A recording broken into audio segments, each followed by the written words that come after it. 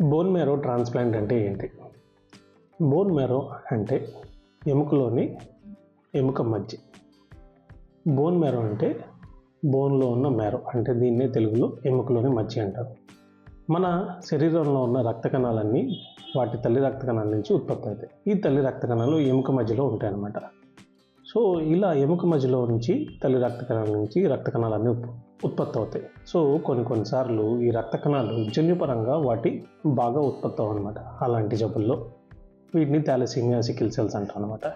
ఇలాంటి జబ్బుల్లో bone marrow బాగాలేకపోవటం వల్ల bone మ్యారోని తీసేసి కొత్త బోన్ మ్యారోలో ట్రాన్స్ప్లాంట్ చేయాలి.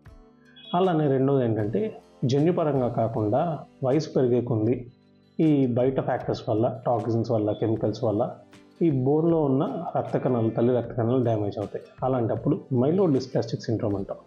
ఇలాంటప్పుడు కూడా నార్మల్ ట్రీట్మెంట్తో రెస్పాన్స్ అయినప్పుడు మనం ట్రాన్స్ప్లాంట్ చేస్తాం.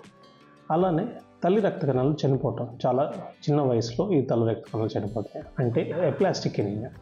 ఇలా ఎప్లాస్టిక్ ఎనీమియాలో కూడా ఈ తల్లి రక్త కణాలు తక్కువ ఉంటాయి కాబట్టి వాటప్పుడు కూడా, అలాంటి సందర్భాల్లో కూడా వేరే డోనర్ నుంచి వాళ్ళ తల్లి రక్త కణాలను కలెక్ట్ చేసి మనం ఎక్కించాల్సి వచ్చే పరిస్థితి ఉంటుంది. అలానే కొన్నిసార్లు సీరియస్ బ్లడ్ క్యాన్సర్స్ కానీ, లేకపోతే నార్మల్ క్యాన్సర్స్ ఫస్ట్ టైం మనం ట్రీట్మెంట్ చేసినప్పుడు రెస్పాన్స్ అవునప్పుడు, అలాంటప్పుడు ఈ బోన్ మ్యారోలో ఈ తల్లి రక్త కణాల్లో క్యాన్సర్ కణాలు ఉండటం వల్ల వాటిని కంప్లీట్గా తొలగించలేనప్పుడు పూర్తిగా ఉన్న రక్త కణాలన్నింటినీ చంపేసి కీమోథెరపీ కానీ, రేడియేషన్ ద్వారా కానీ చంపేసి, దాని తర్వాత కొన్నిసార్లు బాగా రెస్పాన్స్ రెస్పాన్స్ అవునప్పుడేమో వేరే డోనర్ నుంచి బోన్ మ్యారో ట్రాన్స్ప్లాంట్ చేస్తాం. వేరే డోనర్ నుంచి ట్రాన్స్ప్లాంట్ చేయడాన్ని అల్లోజెనిక్ బోన్ మ్యారో ట్రాన్స్ప్లాంట్ అంటాం. దీంట్లో మనం డోనర్ని వెతికి, సో ఫ్యామిలీ కానీ, లేకపోతే బయట నుంచి కానీ, లేకపోతే సేమ్ హెచ్ఎల్ఏ ఎలా అయితే మనం బ్లడ్ గ్రూప్ని మ్యాచ్ చేసి చెక్ చేసి బ్లడ్ని ఎక్కిస్తామో, అలానే బోన్ మ్యారోని ట్రాన్స్ప్లాంట్ చేసేటప్పుడు హెచ్ఎల్ఏ అనే ఒక పద్ధతి ద్వారా వీళ్ళు మ్యాచ్ అయ్యారా, పేషెంట్ డోనరు ఇద్దరు మ్యాచ్ అయ్యారా అని చేస్తాం. ఇలా హెచ్ఎల్ఏని మ్యాచ్ చేసి, సో వాళ్ళ ఫ్యామిలీలో వీళ్ళైతే మ్యాచ్ అయితే మ్యాచ్, ఫ్యామిలీలో మ్యాచ్ అయిన వాళ్ళని ఒక్కొక్కసారి చూసి అలా అల్లోజెనిక్ మ్యాచ్ డోనర్ ట్రాన్స్ప్లాంట్ చేస్తాం అనమాట. కొన్నిసార్లు ఫ్యామిలీలో మ్యాచ్ లేకపోతే మన ఇండియాలో కానీ, ప్రపంచంలో కానీ ఎక్కడైనా మ్యాచింగ్ అయిన డోనర్ దొరికితే వాళ్ళది కూడా చూసి ట్రాన్స్ప్లాంట్ చేస్తాం. దీన్ని మ్యాచ్ అన్రిలేటెడ్ డోనర్ ట్రాన్స్ప్లాంట్ అంటాం అనమాట. కొన్నిసార్లు ఇలా మ్యాచ్ కానప్పుడు సగం మ్యాచ్తో కూడా ట్రాన్స్ప్లాంట్ చేయడం నేర్చుకున్నాం. ఇదివరకు ఈ పద్ధతి లేదు, కానీ ఈ మధ్యకాలంలో హాఫ్ మ్యాచ్, సగం మ్యాచ్తో కూడా బోన్ మ్యారో ట్రాన్స్ప్లాంట్ చేయడం జరుగుతుంది.